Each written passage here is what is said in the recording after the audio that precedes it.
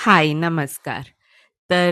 आजचा विचार त्यांच्यासाठी आहे ना, की ज्यांना असं वाटतं, की बघू रे नंतर, करता येईल, पुढचं पुढे बघता येईल.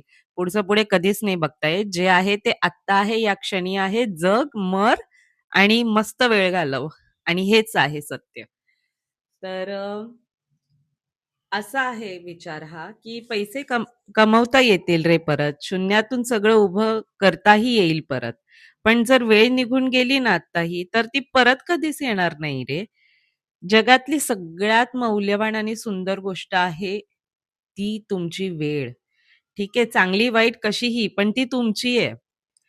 कारण आपण जेव्हा ती वेळ कोणाला तरी देतो ना, तर आपण आयुष्यातला सगळ्यात मौल्यवान हिस्सा तो दिलेला असतो.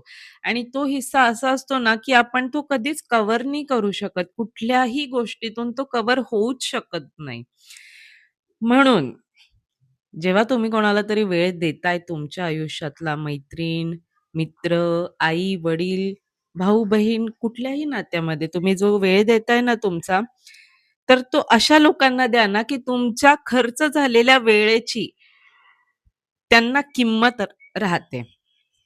कारण अशा लोकांना वेळ देऊन काहीच उपयोग नाहीये, की ज्यांना तुमच्या वेळेचं आणि तुमचं काहीच महत्त्व नाहीये. तुम्हाला त्या सगळ्या गोष्टींमध्ये फक्त डिसअपॉइंटमेंट मिळेल, बाकी काहीच नाही मिळणार. त्यामुळे कोणालाही वेळ देताना मन नंतर, आधी हे, आधी इथे वापरा आणि मग खर्च करा तुमचा वेळ योग्य व्यक्तींसोबत आणि योग्य ठिकाणी आणि बस इतकंच.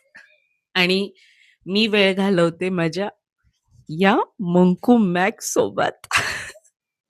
बाय.